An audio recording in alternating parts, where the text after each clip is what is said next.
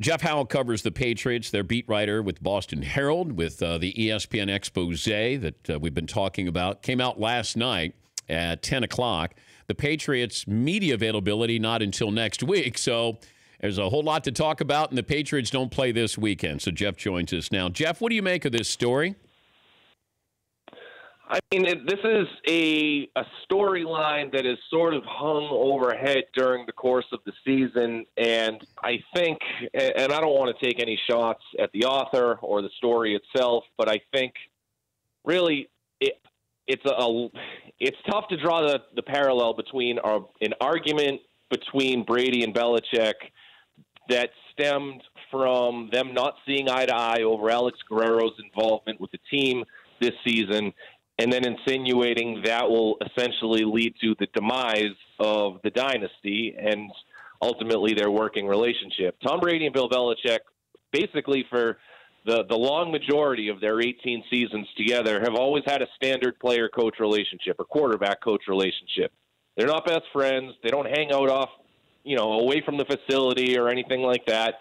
But that doesn't mean they're enemies. And I think with a lack of other drama surrounding the team this season that has, dealt with Deflategate in the past years and stuff like that, Brady's suspension last season, I think it's been overblown to an extent that, again, something between Brady, Guerrero, and Belichick has all of a sudden caused this divide that will be irreparable. And I just don't think that that's the case. They've argued in the past. I mean, they've argued over it this season. And it's nothing really more than that. It'd be weird if those two guys didn't have arguments. I'll put it that way. What role do you think Brady played in Jimmy Garoppolo being traded? Absolutely. Well, I mean, directly, absolutely none. Brady, I can promise you, Brady had no demands whatsoever to get Jimmy Garoppolo sent out of town. But if you want to say indirectly, I mean, it was the entire story. You go into this season with the Patriots having Garoppolo, knowing he was only under contract for one more year, just as an insurance policy. They got the trade calls last offseason, most notably from the Browns, who were the most aggressive out of every team that calls.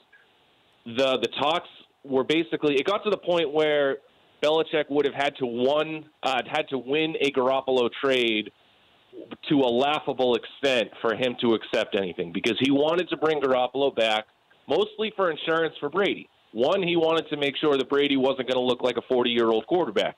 Two, he understood how good this roster was, and it's not like Brady had to suffer another ACL injury or anything like that. He wanted to make sure that if Brady went down for, let's say, four games at any point during the 2017 season, that they weren't all of a sudden going to go off the rails and lose the chance. If they traded Garoppolo, they weren't sold that Brissett was going to be the guy at the time. They didn't want to all of a sudden go 0-4 and miss their chance and not make the playoffs, or have a team that could get a first-round bye and then fall into a wild card round and have to win that extra playoff game. So that's why they kept Garoppolo around for as long as possible.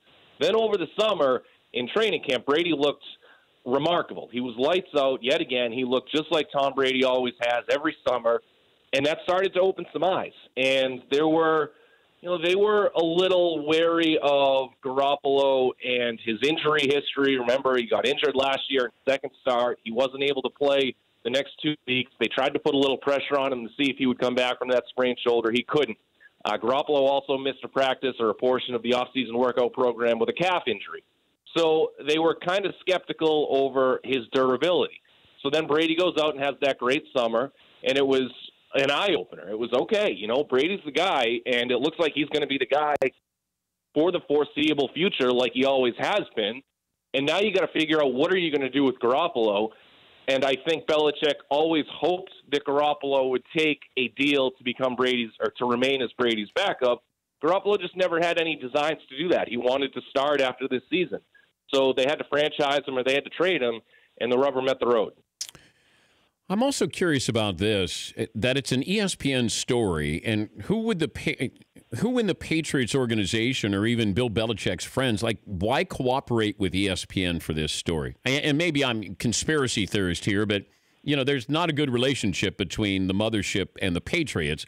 Why would somebody be, dishing to ESPN? Yeah, I mean, that's a great question. And I would hate to – I'm not going to question somebody else's sources. But I think if you just look at the way Bill Belichick operates, the greatest trait that he has, in my opinion, is he's always been a master at avoiding distractions, whether it was Spygate or Deflategate or whatever. Those are the three biggest ones. But, I mean, you go back to preparing for the Super Bowl in 2004 and the way that he was able to get that team to go 14-2 in back-to-back seasons, motivating them in different ways. Same types of adversity, I guess, if you want to call it that, this season as they're trying to win 3 or 4 again. I mean, just trying to keep this team motivated. So with how much work that Bill Belichick has put in to making sure that this team could go 13-3 despite a number of different obstacles, almost all of them on the football fields, it's been remarkable behind the scenes what he's been able to do.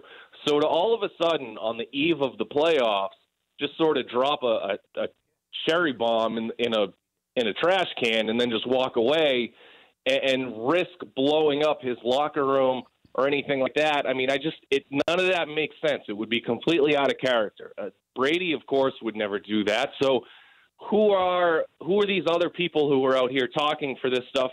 I mean, I don't know. I don't want to question who they could be or insinuate who I think they could be, but I'm just saying with the main parties involved, that would be completely uncharacteristic based off of 2 decades of work. If I gave you a chance to have one question, either Brady or Belichick next week, and you know that they would give you an honest answer, who do you ask the question to, and what's that question?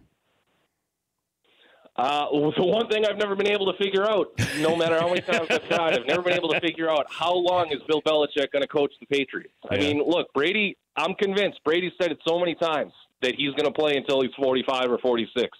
I have no idea what Belichick's contract status is. I have no idea how long he wants to stay around. I've tried so many different ways to try to figure this out. If I could find that one out, that'd be the golden goose right there. How would you word the question?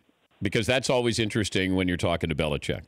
I'll be Belichick, and Jeff, you ask the question. So wait, you're going to give me the truth no matter what? Yes. Oh, well, I mean, I'll give him his favorite type of question. I'll ask it pointedly. How long are you coaching the Patriots? Well, I'm going to coach him this next couple of weeks, guaranteed. I'm not going to coach this weekend.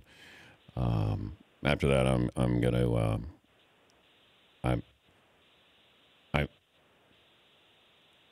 that's all you get. That's all I got. I can't even get there. Sorry, I got my answer. I'm sorry, Jeff. I can't get there. I'm going to coach next game. That's it. That's all I'm going to do. How do you think? How did I do with my Belichick? Not bad. I've heard a lot of bad impressions. That one was not a bad impression. I'll work on my Brady for you as well. Hey, have fun. You should be great next week to go to those press conferences. And thank you, Jeff. Can't wait. Thanks a lot, Dan. Appreciate you having me. That's Jeff Howe, Patriots beat writer. For more Dan Patrick Show, tune to Audience Channel 239 on DirecTV or download the Dan Patrick Show app.